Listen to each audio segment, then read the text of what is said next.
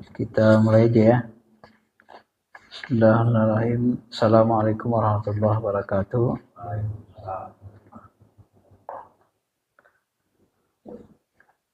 Alhamdulillahirabbil alamin. Wa bihi nasta'in ala umuri dunya waddin. Allahumma shalli ala sayyidina habibina syafi'ina Muhammadin wa ala alihi wa sahbihi ajma'in, amma ba'd.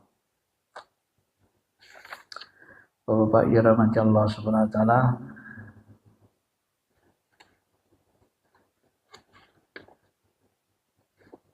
kita bahas tentang tasawuf lah ya. Ini dari buku ini, Menerangi Kolbu, Muhammad Amin Al-Qurdi. Mengenal tasawuf, bab 5 tasawuf. Kata beliau, ketahuilah bahwa ilmu tasawuf ini sama dengan ilmu batin. Batin Islam isinya. Beliau mengatakan ilmu ini termasuk yang paling besar nilainya dan paling agung posisinya, serta paling tinggi pancaran sinar cahayanya.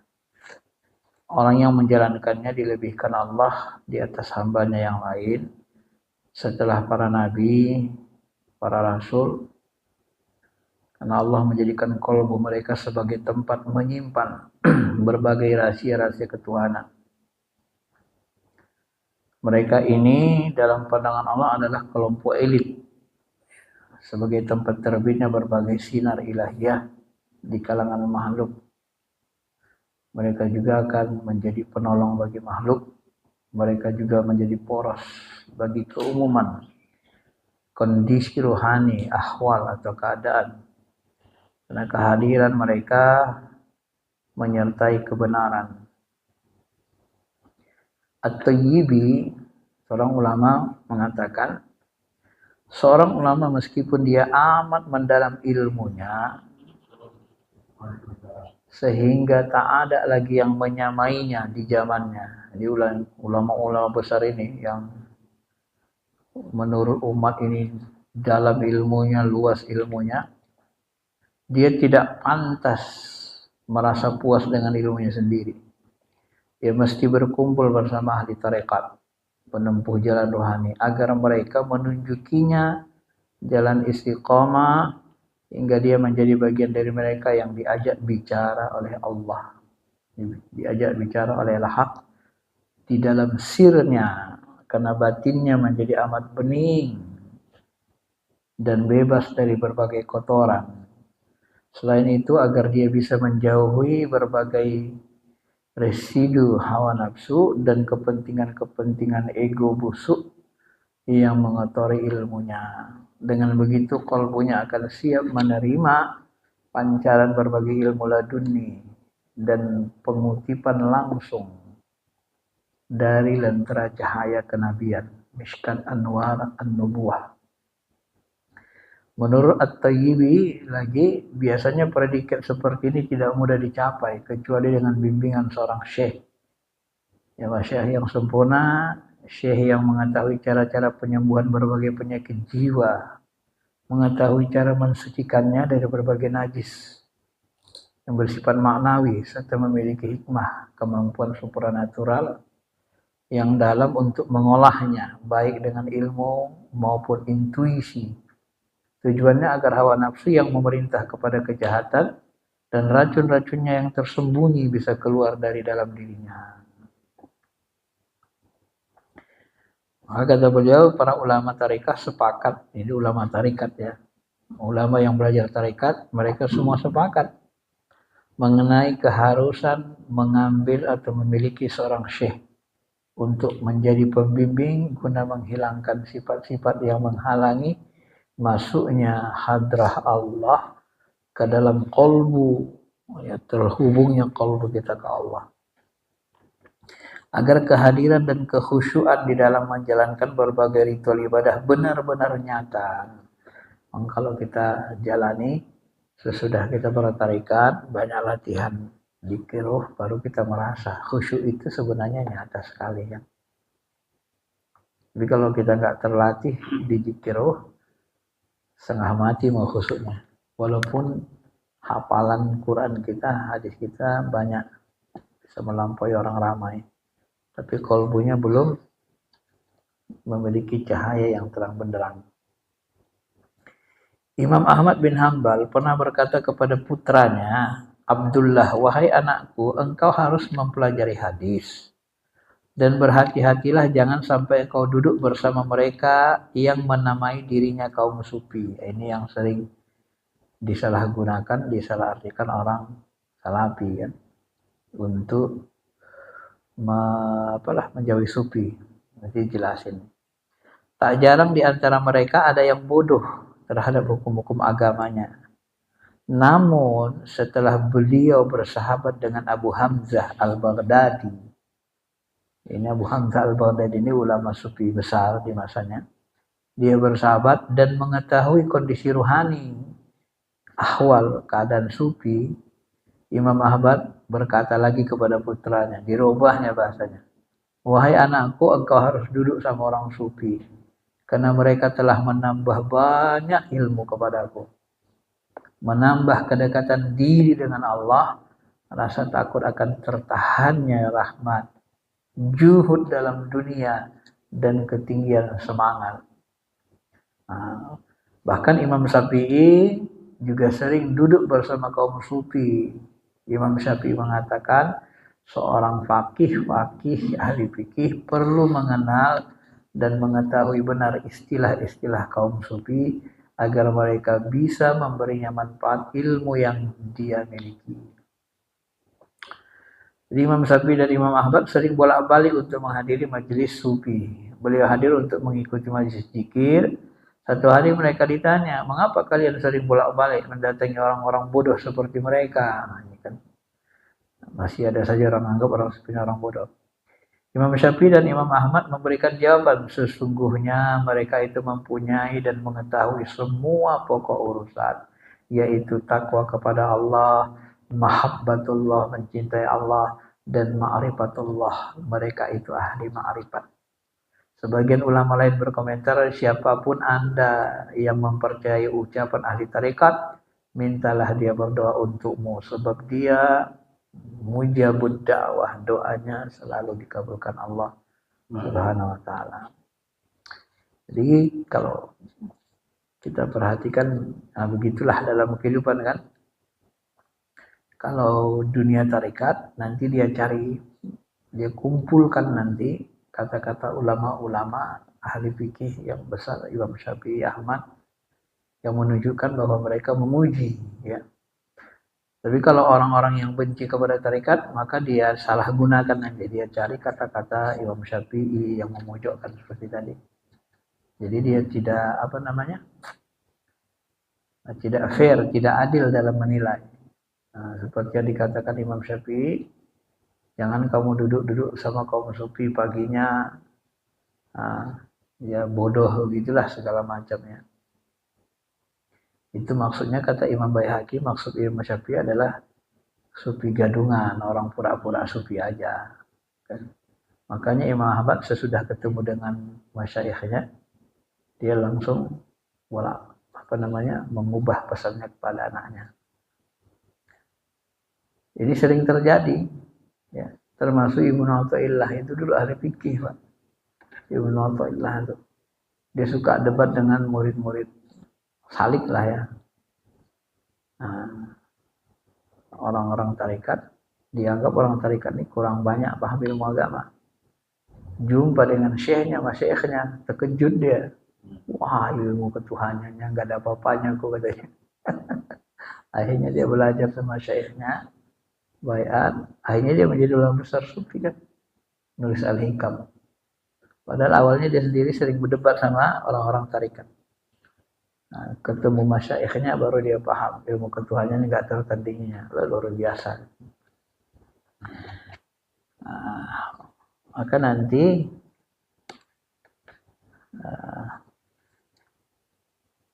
memang ilmu tasawuf ini ketuhanannya bagaimana saya katakan kemarin di malam Kamis di Pantai Labu, kalau ilmu ketuhanannya nggak tertandingi memang, ya. susah orang, karena memang dia membahas ketuhanan lebih dalam, lebih rinci, lebih halus. Dia tidak hanya mengandalkan dalil teks ayat hadis, tapi dia juga mengandalkan ilmu kasyaf, kebeningan rohani untuk memahami Al-Quran dan hadis itu gitu. Jadi Al-Quran dan hadis itu dipahami dengan kolbu, dengan ruh, dan penjelasan Quran hadis itu ya, itu dialami gitu. Banyak rahasia ketuhanan yang bisa dijelaskan oleh masyayikh kita, yang tak bisa dijelaskan orang-orang salafi misalnya. Kemarin saya sebutkan, misalnya kalau di salafi itu sepintar apapun dia, setinggi apapun ilmunya, saya perhatikan, walaupun ada doktor, anggap saja lu ada profesor macam-macam kan, ketika mereka memahami Ar-Rahman 'alal 'arsy istawa, Allah Ar-Rahman istawa 'alal 'arsy, sudah sampai di situ aja. Nah, mereka sering mengambil pendapat Imam Malik, istawa 'alal 'arsy maklum, semayam di atas Arab sudah dimaklumi, diketahui maksudnya. Wal mas'ul wasail wasu'al, atau mempertanyakan bagaimana caranya, kaifiatnya, bid'ah. Sampai di situ. Nah, setinggi-tingginya sebegitu kekuatan memahami itu. Nah, kalau di dalam ilmu tasawuf dia melampaui itu pemahaman ulama fikih. Ya, termasuk yadullah fawqa aydihim, tangan Allah di atas tangan mereka. Kemudian pemahaman Allah punya wajah, inama tuwallu fasama wajhullah. Saya perhatikan mereka lebih cenderung, walaupun dah doktor, dah profesor, mereka lebih cenderung memahami seperti itu, ya Allah punya tangan, Allah punya wajah, cuma wajahnya itu tidak usah, tidak bisa dibayangkan, sampai situ aja. Jadi mereka tidak mau berspekulasi, ya. Maka nanti kalau ada orang mentakwil, pengikut-pengikut awamnya itu marah dia itu, tidak suka dia kan. Padahal sebenarnya dalam perkembangan zaman ilmu ini berkembang luas, nggak berhenti-berhenti. Apalagi umat Islam ini tersebar ke Yunani, ke Persia. Di sana ada filsafat, orang pingin Allah itu rasional gitu kan, bisa dicerna. Masa hanya sesederhana itu memahami Tuhan gitu. Orang-orang yang cerdas, akalnya sangat tinggi, dia memahami Allah itu tidak ingin sederhana, udah begitu-begitulah gitu. Nah, dari situlah. Nah, salafi tidak mau mengikuti ini perkembangan zaman ini. Mereka ya begitu-begitu saja. Salaf. Padahal sebenarnya di antara ulama salaf itu ada yang warrasikhuna fil ilmi, ada yang sangat tinggi dalam ilmunya. Nah, ulama-ulama salaf yang sangat dalam ilmunya ini, mereka tidak mau membahasnya secara detail. Bagaimana cara mentakwilkannya, memahaminya. Maka kalau kita bandingkan akidah salafi misalnya, dengan akidah itulah nanti mereka sering sekali saya perhatikan salah paham terhadap orang sufi, menuduh orang tarikat ini syirik karena tak paham alam ruh kan. Sering sekali. Ketakutannya kepada ziarah kubur luar biasa. Padahal sebenarnya kalau udah paham kita ruh, kuburan mana mungkin kita nyembah kubur kan. Ya nggak mungkin lah orang yang sudah kenal dengan Allah malah menyembah selain Allah, kan bahasanya gitu. Sedangkan iblis saja dia sudah kenal Allah, walaupun ma'rifatnya tak sempurna, tak mau dia sujud sama selain Allah kan. Bapak bisa bayangkan iblis, di walaupun ma'rifatnya mengenal Allahnya tidak sempurna, tak mau dia sujud kecuali sama Allah. Ya. Dan dia tidak mau tunduk kepada makhluk apapun. Bapak bisa bayangkan. Sedangkan iblis saja nggak mau dia syirik. Kenapa? Karena dia tahu Allah itu memang Tuhan. Maka dalam perang Badar dia menyamar. Begitu nampaknya malaikat Jibril turun, sebelum perang dia kompori kan orang-orang kafir. Nah, kalian hari ini la ghalibal yaum, tidak ada yang bisa mengalahkan kalian hari ini. Kalian yang paling kuat. komporinya orang kafir Quraisy. Begitu perang datang Jibril, turun para malaikat, apa dia bilang? Ini akhafullah rabbal alamin. Kalau bahasa kita gila Glenn, aku aja takut sama Tuhan katanya. Ini ara lam tarawna, aku melihat yang tak bisa kalian lihat. Aku sendiri iblis gini takut sama Tuhan katanya. Lari dia, Pak. Artinya dengan ma'rifat itu tidak mungkin orang syirik. Setingkat iblis saja walaupun ma'rifatnya enggak sempurna, dia enggak mau syirik, enggak mau mentuhankan selain Allah. Paham dia? Dia kena dengkinya aja, bencinya aja sama Adam digoda di musuh sepakat kan begitu. Tapi pengetahuannya, ma'rifatnya itu tidak bisa membuat dia syirik gitu. Tidak bisa membuat dia mengakui ada Tuhan selain Allah. Nah, itulah sebenarnya kan kalau kita baca Quran. Dan dia sendiri mengakui kan, ini akhafullah rabbal alamin kan, Al-Quran itu. Aku sendiri takut sama Allah Ta'ala. Cuma dia, iblis ini jangan ditiru durhakanya itu kan. Maka kata masyayikh kita, iblis ini ma'rifatnya tak sempurna. Kenapa tak dibilang tak sempurna? Karena ma'rifatnya itu tidak menghasilkan cinta, ketulusan, ketaatan. Nah, di sini kesalahannya. Itu menunjukkan ma'rifatnya tak sempurna. Kalau orang ma'rifatnya sempurna, pengetahuannya sempurna, kan cinta dia, Pak. Semakin dekat cinta dia sama Allah. Semakin cinta, makin sebenarnya makin patuh dia. Cintaan. Dan ketaatannya itu ikhlas. Gak ada embel-embel pengen ini. Hakikatnya begitu. Nah, itulah sebenarnya yang mau dicapai. Walaupun berat kan. Kadang datang malas kita, malas dari hawa nafsu, kadang bisikan setan. Nah, itu manusiawi lah kan. Tapi hakikat yang sebenarnya dicapai dengan tasawuf itu begitu. Maka yang membuat perbedaan itu lagi dalam memahami tajalli atau tahwilnya Allah. Berarti orang salafi misalnya, mereka memahami istawa alal ars, Allah itu istawa alal ars, ars itu di langit. Jadi Allah itu di langit. Sampai situ aja mereka memahami. Tidak berani jauh-jauh mereka. Padahal sebenarnya kalau mereka mau mendalami ilmu ketuhanan atau lebih dalam, mereka kan sadar kan, langit itu mana pula langit tempat Tuhan. Kalau Tuhan di langit berarti tak ada di bumi, karena lawan langit kan bumi.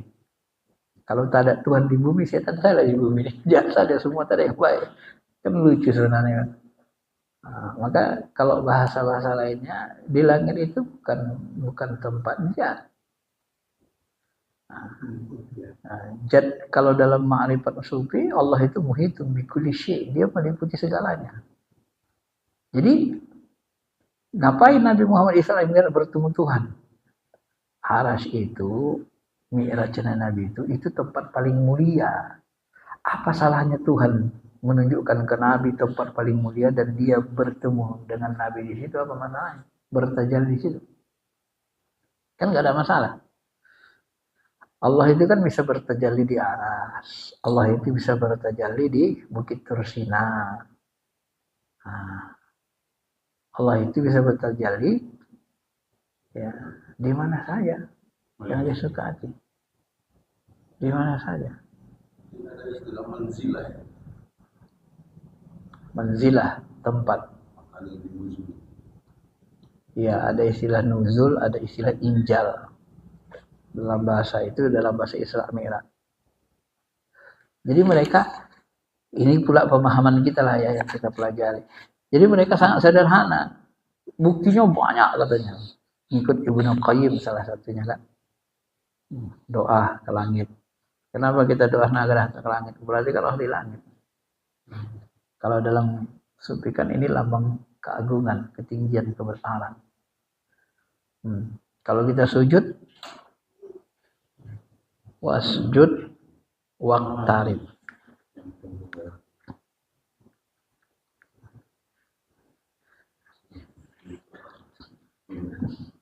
Kan tidak semua ayat itu harus dipahami tekstual. Coba Bapak perhatikan misalnya. Ayat wasjud waqtarib. Itu kan Quran. Sujud dan mendekatlah. Orang yang sujud adalah orang yang paling dekat dengan Tuhan. Berarti Tuhan di bawah hambal kan begitu. Kalau begitu model pemahaman salafi dipakai kan rusak kita ya sebenarnya. Nah, maka kalau kalau saya memahami ya sebenarnya kalau di ulama-ulama besarnya itu memang pingin tanjih. Tujuannya sama sebenarnya mensucikan Allah, meninggikan, membesarkan Allah. Cuman karena mereka tidak dibantu dengan spiritual yang dalam yang tinggi, mereka kesulitan memahami ayat-ayat lain gitu. Kesulitan mengkombinnya. Itu yang saya pahami. Jadi saya teliti pelajari sampai ada bahasanya ya kalau memahami Allah ini kan gaib. Kalau gaib kita tidak perlu menggunakan akal. Saya heran bagaimana kita memahami Al-Quran hadis tidak pakai akal. Mau pakai dengkul kita memahami. Gimana kita memahami ayat bahasa Allah bahasa Nabi gak pakai akal. Gimana caranya? Yang benar akal mereka belum bisa menjangkau. Itu saja. Kenapa? Karena kolbunya, ruhnya tidak dibersihi. Jadi pengetahuan rohaninya itu spiritualnya masih tebal hijabnya. Pakai akal, kalau bahasa Syaikhul Jalani, akal itu kan 4 lapis. Akal jismani namanya akal ma'adi. Nah, kemudian akal kolbu itu akal ma'asyi. Akal ma'asyi, akal ma'adi. Begitu ya. Baru nanti masuk akal jamani. Ini akal di tingkat alam jabarut. Baru masuk akal kulli. Nah, ini akal kulli inilah akal kenabian. Makanya Nabi nggak perlu belajar sama profesor. Dia tingkat akalnya akal kulli, dia bisa meliputi. Nah, jadi orang yang akalnya akal awam, akal jamani, akal ma'asyi, ini tidak bisa dipaksa berpikir kulli seperti orang tasawuf. Masya, nggak bisa. Stres dia nanti. Tapi kalau dia mau belajar pelan-pelan, makanya dia sebut tadi sini kan, walaupun sudah punya banyak pengetahuan, jangan merasa puas dengan ilmunya, kata Thayyibi. Jangan merasa puas. Ya, ikuti orang-orang tarikat supaya nanti bersih kolbunya, nanti bisa diajak Allah bicara lewat sir kolbu. Nah, itu yang mereka tidak punya sebenarnya. Kenapa? Karena itu tadi, karena terlalu fokus kepada sunnah jahir Nabi. Sunnah batin Nabi tak diperhatikan betul-betul. Sunnah batin itu apa ya? Perhatikanlah sholatnya khusyuk enggak. Kalau belum bisa khusyuk atau khusyuknya masih di bawah 50%, nah jangan merasa hebat. Itu berarti spiritualnya rendah kan. Tapi kalau udah di atas 50%, nah baru. Nah, itu pertanda kalbu kita, rohani kita sudah dekat sama Allah kan. Nah, ini yang membuat sebenarnya ya bagaimana kita sebut ya, kalau bahasa Tuhan saya sama, nggak mau belajar aja sebenarnya, nutup diri. Kalau udah nutup diri ya nggak dapat ilmunya. Bapak nggak ngerti matematika, nggak mau belajar matematika ya sampai mati nggak dapat ilmu matematika. Saya dulu di awal pusing memahami bahasa Inggris, nggak suka saya bahasa Inggris. Kalau saya nggak mau belajar terus, nggak ngerti saya bahasa Inggris sampai sekarang. Tapi karena saya tidak menutup diri, saya belajar terus. So I can speak English. Ya, TOEFL saya itu 530-an. Kenapa? Saya belajar terus. Coba saya nutup diri nggak mau belajar, ya nggak dapat. Nah, kesalahan salafi mereka belum belajar sudah menyebut ilmu tasawuf ini bidah. Nutup diri. Nah, padahal tasawuf itu mengumpulkan ilmu batinnya Rasul.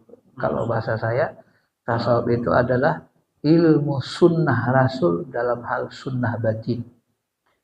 Ya, fikih itu ilmu sunnah Rasul dalam hal ilmu zahir. Harusnya begitu memahaminya. Ya. Maka dipelajari terus. Saya sangat bersyukur mendalami ilmu tasawuf ini dengan masyayikh kita. Walaupun basic saya kan syariah, ilmu jahir. S1, S2, S3 syariah, ilmu jahir. Nah, dulu pun saya termasuk orang yang takut-takut di awal. Wajar. Kadang-kadang saya buat kias begini. Kenapa orang suka benci sama anak yatim? Padahal mengasihnya, menyapu kepalanya kan besar kali pahalanya. Tapi kebanyakan orang ya yatim kan nggak suka. Kenapa? Itu kan pertanda di apa namanya kalau bahasanya kayak ditutupi setan mukanya biar benci aja sama dia kan. Ilmu tasawuf itu begitu. Orang dibuat takut belajar tasawuf. Dibuat takut. Itu adalah permainan setan. Sesuatu yang takut rahasia. Ibarat intan berlian yang disembunyikan. Nah itu gitu kan. Orang akan di luarnya akan susah nemukan. Begitu dia apa baru ketemu intan berlian. Setinggi apapun ilmunya kalau dia nggak belajar dengan ahlinya ilmu tasawuf, mau profesor, mau 2 pun profesor dokternya nggak akan ketemu ilmu. Kalau yang saya alami begitu, ya, karena saya jujur waktu dokter aja tahun 2011 belajar ilmu rasa ini nggak ngerti saya. Apa itu rasa-rasa itu? Masa belajar rasa? Binatang pun punya rasanya. Kita ditinggikan bukan karena rasa, kita ditinggikan dengan akal. Namanya manusia itu hayawanun natik. Saya ngomong gitu dulu. Ternyata rasa yang dikaji dalam ilmu tasawuf bukan rasa jasmani. Kalau rasa jasmani ya rendah lah. Tapi yang dikaji rasa rohani, rasa nurani, rasa robbani. Rasa robbani ini mana telawan kita? Ya. Maka disebut tadi sini pancaran cahayanya mengalahkan semuanya kan. Ilmu tasawuf ini sangat tinggi, paling tinggi pancaran sinarnya. Karena dia belajar ilmu ya alam cahaya, alam rohani, alam rasa. Dan kita bisa merasakan dalam kehidupan nyata. Saya kemarin minggu lalu ngaji ngisi kajian di rutin di Masjid Al-Kausar. Habis berimam, ini agak lain imamnya nih saya bilang. Terasa merinding gitu. Bagus kalau punya rasanya. Nah, selesai saya tanya. Saya bilang tak kenal dengan imam-imam yang ada di sini. Kan wajah saya nggak kenal, nggak gitu kenal lah saya bilang. Saya waktu sholat tadi merasakan ada perbedaan. Nah, bapak-bapak ngerasa nggak? Mana lebih bagus imam yang ini daripada yang sebelum-sebelumnya yang saya sering ngaji? Imam ini Ustaz. Nah itu kan. Bapak kan bisa rasain kan. Ini kolbunya lebih hidup. Nah kalau kita nggak ngerti ilmu tasawuf, ilmu rasa, nggak begitu perhatian kita. Tapi kan kita merasakan. Jika kita berimam, kalau kita memang khusyuk, bagus rasanya, pasti kita di belakang kan terasa itu. Lebih menikmati dia kan. Kadang kita menangis, merinding, bergetar kolbu kita itu. Nah, ilmu getaran kolbu mana ada dibahas di ilmu fikih. Ya. Ilmu menangisnya kolbu mana ada dibahas secara rinci. Kenapa bisa menangis? Bergetarnya jasad itu kan ciri khusyuk. Atau talina, atau layyin, melembut hati. Nah itu kan bisa kita rasakan. Jadi Allah ketika Allah memberi ciri amal, cara orang beramal, tara ayunahum tafidu min ladamai meneteskan air mata, wajilat qulubuhum menggetar hatinya, taksyairuna juludul ladzina, taksyairu julud bergetar ikut kulit, keluar getaran itu, merinding kan kulit kita. Itu kan bahasa Tuhan. Nah jadi ciri-ciri orang beribadah dengan menangis, bergetar hati, merasa tenang, tentram. Kulitnya ikut bergetar. Ciri 4 ini yang disebutkan Allah dalam Quran. Itu semuanya kita alami dalam ilmu tasawuf. Semuanya dipelajari, semuanya ada ilmunya. Kalau dalam fikih tidak ada.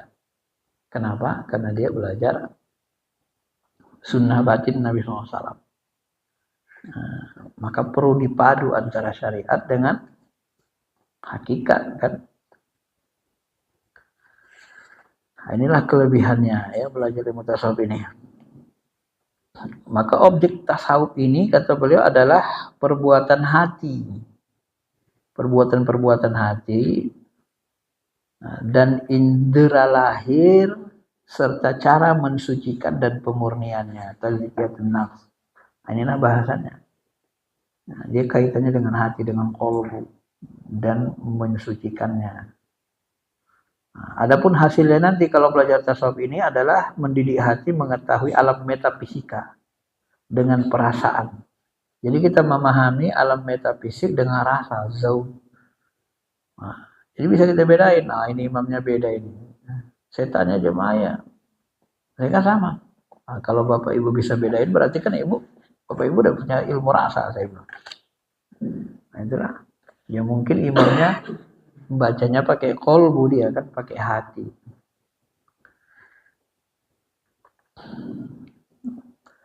Hasil lainnya adalah selamat akhirat,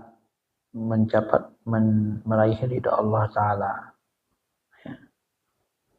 Jadi ini nanti dipelajari hasilnya tasawuf ini, ada zauqnya kuat, rasa bertuhannya maupun rasa hatinya wijdan. Ini dibedakan beliau antara zauq, rasa rohani, dengan wijdan, perasaan dalam hati. Kemudian rohaninya mengalami penyinaran, hati bening, ya. Dalam tasawuf ini nanti kita tidak ada dendam. Kalau sudah selesai. Marahnya pun karena Allah Ta'ala, karena di situ udah. Keutamaan tasawuf, ilmu tasawuf merupakan ilmu paling mulia karena hubungannya dengan ma'rifat dan cinta kepada Allah. Nah, inilah yang kita sebut. Jadi nanti tasawuf ini puncaknya ada di dalam cinta dan ma'rifatullah. Ini harus diingat Bapak. Ya. Ma'rifat cinta. Ini puncak. Ma'rifat dan cinta kepada Allah merupakan keutamaan sifat mutlak. Jadi kalau ada jalan di atas air yang lain-lain karomah itu bukan tujuan sebenarnya. Keutamaannya di ma'rifat cinta itu. Cintaan, kehalusan rasa. Oke. Ini pengantar ilmu tasawuf dan perbedaan akidah atau pemahaman ketuhanan antara salafi dengan ulama tasawuf. Saya ulangi penjelasan yang mungkin di Pantai Labu kemarin ya. Jadi kalau di dalam ilmu salafi, pemahaman ketuhanan itu ya makna-makna yang disebutkan Allah dalam nas itu maknanya hakiki. Ya begitulah dia, Allah bertangan, berkaki, macam mana bentuknya nggak tahu kita. Selesai. Nggak usah ditawil-tawil. Sederhana kan? Memahami ketuhanan. Nah, bagi orang yang akalnya cerdas, mau meneliti dalam, pasti nggak puas dengan yang begini-begini tuh. Cuman untuk memelihara awam supaya jangan terfitnah, karena orang awam kan akalnya nggak gitu-gitu kali kan. Ya sudahlah gitu. Tapi kalau kita teliti lagi, ya, walaqad hammat biha, sungguh hammat bihi. Sebenarnya Zulaiha menginginkan Yusuf, wa hamma biha, dan Yusuf pun menginginkan Zulaiha. Laula ar-ra'a burhana rabbih, sekiranya Yusuf tidak melihat burhan Tuhannya. Nah, jadi yang dilihat Yusuf itu burhan. Apa arti burhan? Secara bahasa burhan ini adalah tanda. Lalu Ibnu Abbas silaca di kitab tafsir arti burhan. Burhan itu ada mengatakan Yusuf melihat gambar di dinding, gitulah ya, semacam. Salah satu pendapat Ibnu Abbas, ada ulama sahabat besar, termasuk Ibnu Abbas dalamnya. Burhan itu adalah Nabi Yusuf melihat wajah ayahnya Nabi Yakub. Nah, Nabi Yusuf melihat wajah ayahnya Nabi Yakub. Kenapa yang terlihat wajah ayahnya? Ini nggak bisa dibahas kecuali orang tarekat yang paham ilmunya. Itu Nabi Yakub itu adalah tajalli Allah, tajalli sifat Allah. Kalau dalam tarekat namanya waktu kita genting terdesak, nanti kita akan melihat ya, dengan kolbu kita wajah mursyid kita, membantu, menolong, menegur. Mursyid Nabi Yusuf itu adalah ayahnya Nabi Yakub, gurunya. Jadi orang yang paling kita cintai, kita akui kealimannya, itulah yang muncul. Bahasanya kalau dalam ilmu tasawuf, Allah itu mau ngasih pesan sama manusia yang berbentuk seperti kita. Bagaimana cara dia ngasih pesan? Sementara dia tidak berbentuk, tidak rupa, tidak warna. Maka diambil alihnya lah istilahnya bentuk Nabi Yakub. Tajalli atau tahwil. Jadi dia bertahwil dalam bentuk Nabi Yakub, menegur Nabi Yusuf. Jadi dia melihat itu muncul di hadapannya. Jadi Ibnu Abbas yang menafsirkan begitu. Maka wajar kalau di dalam kitab apa itu saya baca, Abah Hanam mengatakan ya Nabi Yusuf itu burhan itu wajah mursyid katanya. Nah, makanya saya bilang semakin kita dalami, semakin ketemu kita ilmunya, rahasia ketuhanan itu yang udah sampai ini. Nah, makanya wajah mursyid itulah nanti selalu menjadi tajalli tempat Tuhan, tempat tajalinya Allah. Maka ini mengakibatkan orang-orang salafi menuduh kita menyembah guru, syirik. Padahal mereka tidak nyampe ilmunya, Pak. Nyampe ilmu mereka sana. Itulah yang diperhatikan. Bongkar rahasianya begitu. Kan sepupu saya cerita. Dia bawa seseorang belajar sama Tuhan saya. Tiba-tiba dia kan main di sungai. Ya, namanya sungai. Datang buaya. Kakinya udah dimakan buaya, udah hampir masuk. Dia lihat Tuhan saya hadir. Tuhan saya tolong saya Tuhan katanya. Udah. Jadi mulutnya sudah mau makan, buka gini lagi. Gak jadi gigit buaya. Langsung tariknya kakinya naik dia kata. Padahal dia baru sekali ketemu Tuhan sih. Cuman dia percaya yakin sama Tuhan. Orang soleh. Nah, itulah dia. Itu tajalli Allah namanya, Pak. Tajalli Allah. Tajalli sifat lah kita katakan supaya jangan salah paham. Kenapa? Tahu nggak Tuhan saya itu kejadian? Kalau Tuhan saya tidak tahu, itulah tajalli Allah. Tapi kalau dia tahu, itu perbuatan dia. Dia sadar tahu. Itu bedanya. Ya. Makanya kemana-mana kita suka sering rabitoh. Abu Bakar kemana-mana kan ingat Nabi. Rabitohnya nggak putus. Begitu kita merasa ingat sama Rasulullah, berarti rabitohnya nggak putus. Terhubung terus. Rabitoh itu kan keterhubungan rohani, ketersambungan. Ini yang tak dipahami orang yang belajar tarikat. Kenapa kita merabitoh menghubungkan diri kepada mursyid? Karena mursyid yang paling kenal dengan Allah yang hidup dan nyata hari ini. Karena Allah itu selalu bertajalli dalam bentuk sesuatu yang kita yakini baik, kita muliakan, dan seterusnya. Termasuk yang kita hajatkan. Itu di kelas Nabi Yusuf. Kemudian Nabi Musa, ketika Nabi Musa berjalan di Bukit Tursina, kan dia dipanggil, tiba-tiba muncul api. Lalu Nabi Musa mengatakan kepada keluarganya, sebentar ya, aku lihat dulu api itu, mudah-mudahan nanti ada api, ya, aku bawa nanti api, ya mudah-mudahan nanti ketemu api yang kita butuhkan, gitu kan. Nah, jadi panggil api. Nah, tiba-tiba dari api itu muncul suara. Nah, suara ini bisa dipahami juga. Yang bisa mendengarnya hanya Nabi Musa, karena sifatnya rohani. Sekiranya bisa didengar orang ramai pun tak ada masalah. Ya. Nah, kenapa Tuhan berbentuk api di situ? Apakah itu wajah asli Tuhan? Api itu manggil Musa. Inilah namanya tahwil. Nah, Jadi Nabi Musa waktu itu kolbunya memang membutuhkan api, mencari. Jadi untuk menarik api ini, menarik Nabi Musa, maka Allah tampilkan dalam bentuk api. Nah, tampilkanlah dalam bentuk api. Ini disebutkan dalam surah Toha ya. Surah Toha ayat 11. Falamma ata nudiya ya Musa. Nah, ya. Nah, di sini nanti dia ayat 10-nya idro'a naron. Ketika dia melihat naron, api, faqala li ahli, dia katakan kepada keluarganya, umkusu ini anastu naro. Tinggal kalian sini dulu ya, aku melihat api.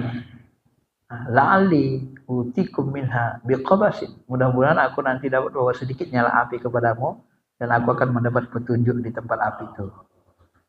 Nah, falamma ataha, maka ketika dia datang mendatangi api itu, nudia ya Musa, dia dipanggil Allah, ya Musa, inni ana rabbuk, sesungguhnya aku adalah Tuhanmu, fa'la'na laik, lepaskan sendalmu, innaka biwadil muqaddasi tuwa, kau berada di lembah yang suci.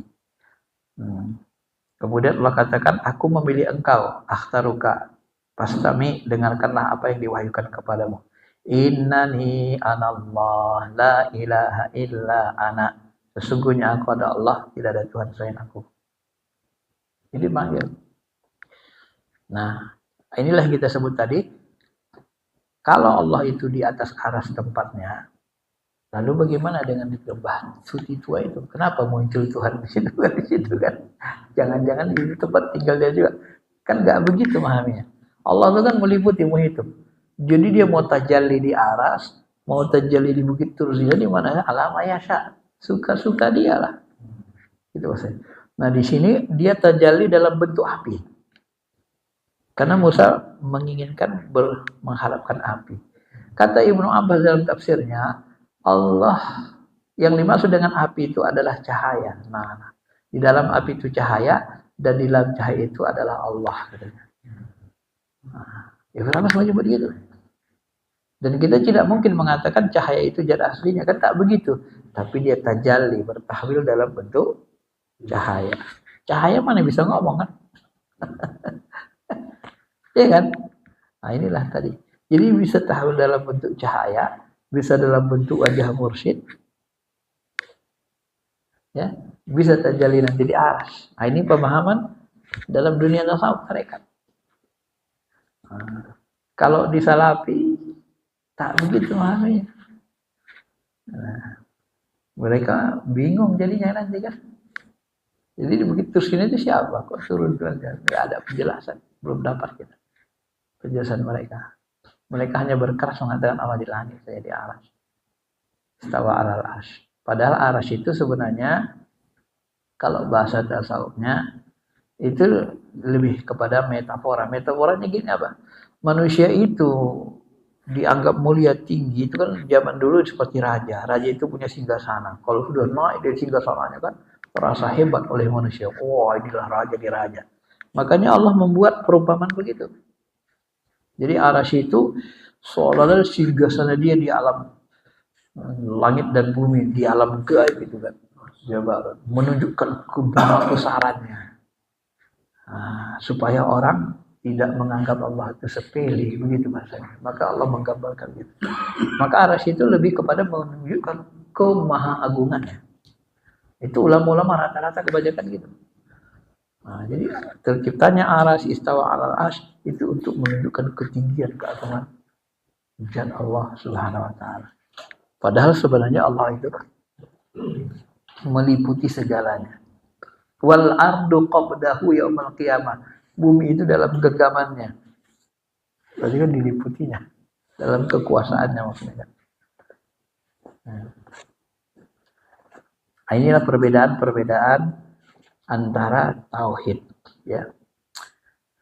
Boleh nggak kita berbeda memahami Tuhan, tauhid kita berbeda dengan orang awam, orang alim? Boleh nggak tauhidnya beda? Ya nggak bisa nggak beda, karena pemahamannya beda.